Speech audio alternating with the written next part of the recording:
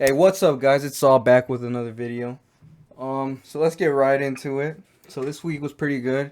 Starting to get heavier with the reps being in a moderate range, 4 to 6 reps. Um, Actually, most of this week was just 6 reps, except for the first squat day, which was 5, 6, and 4. So here's my first little warm up.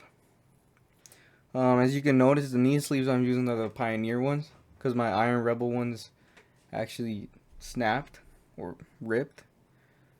So I've been using those instead of the Iron Rebel ones for now.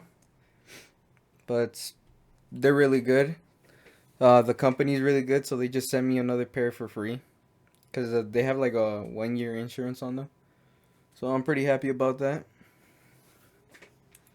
So as far as my warm up was going this day, it felt really heavy. I'm not even gonna lie. Uh, I mean, it looks like it's not that bad, but in the moment, it was pretty heavy. So here's the first set of 365. I think it was for 5 reps.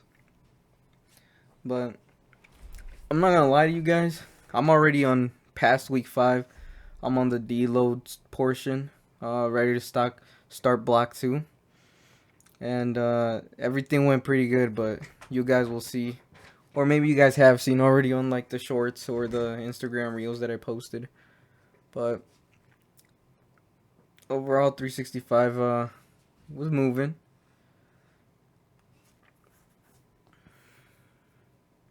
pretty good. well, you guys just watch this play out. I guess I'll just talk about why I got into powerlifting. So really, when I started working out, I started off with gymnastic rings. I actually started off with calisthenics basically, so pull-ups, push-ups, and that kind of stuff. I did that for about a year during COVID when I was like 17, and I really enjoyed it. I love seeing the process. I was a skinny dude, and funny enough, I wanted abs. So I guess I got even skinnier and got abs and got everything I wanted, right? I was enjoying the diet and working out calisthenics wise. Then I got into gymnastic rings because I thought muscle ups were cool, levers were cool. And I got to being able to do a front lever, a back lever for like 10 plus seconds. So that really built up my upper body strength a lot. But what I lacked was leg strength. Since it was calisthenics body movements, you can't really train your legs as hard. But after that, I took a break. After that, when I went into college for a year, I really just took a break from working out. I work out like once a week, maybe twice a week. So my gains definitely plummeted. And towards the end of my freshman year, I got into weightlifting, but I specifically got into powerlifting because of my roommate. He was a powerlifter since I met him, and every time I saw him, I thought he was cool. So I just got into powerlifting, and I specifically enjoyed it because of the progress you make. Um, that's one of the things I love about myself. I love watching progress. I have my goals, but what I like the most about the goals is the progress aspect. You start from nothing, then you progress to get to where you want. And watching that progress play out is really inspiring to myself, and I hope it's inspiring to others. When I first benched, I could barely bench like 135, and now I can bench like 2 plates and up. Though the crazy one is squat. The first time I squatted, I think it was like 135 barely, like zero depth, right? And then when I seriously started um, working out for powerlifting, I started off with 2 plates, and then I built it up to 3 plates in less than a year. Then I built it up to 4 plates in less than 2 years. So now I'm on my way to 5 plates, and the goal is to hit 5 plates before April of next year. So we'll see if that happens. So far, it looks like it is. I'm definitely building my base around 405 for now for squat. For deadlift, the goal is to go beyond 5 plates. It looks like it's gonna happen. I just need to keep pushing it, and then benches, of course, 3 plates. But that'll happen in due time, and that's what I love. That's what I love about powerlifting. It's predictable. If you know how to program yourself and you know your body really well, you could actually predict sort of when you're going to reach certain goals. So for this block, I was really expecting a bench PR, bench max. And I ended up hitting it towards the end of the block, but I wasn't even planning on hitting it. It was just supposed to be a heavy single and then starting the next block. It wasn't meant to be an actual max out day. But I knew my bench was stronger because of the way the first, second, third, fourth week went. I knew I had something in me. That's what powerlifting is about, predictability. And that's something I love. So right here, my bench, 335, like it's nothing with pauses. Pretty easy stuff, to be honest. So around these days, this is when I knew I had something in me.